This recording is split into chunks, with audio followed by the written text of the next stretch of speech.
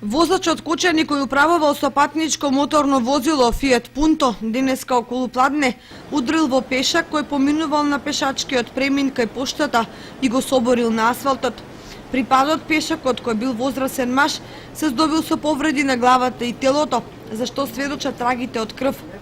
Возачот веднаш го качил в кола повредениот пешак и го однел во болница, од каде полицијата добила информација за несреќата. Инаку пунтото се движило од правец на Крушарскиот мост кон центарот на градот, а пешакот одел од паркот кон поштата.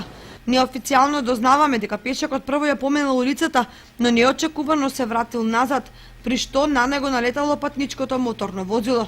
При ударот лицето АА 51 годишен од Кочани веднаш бил пренесен на итната медицинска помош, а оттаму на хируршкото оделение, каде што му била укажана лекарска помош, бидејќи повредениот добил нагмечување на главата и секотини на челото, е препратен на понатамошно лекување во хируршката клиника во Штип, не информира од општа болница.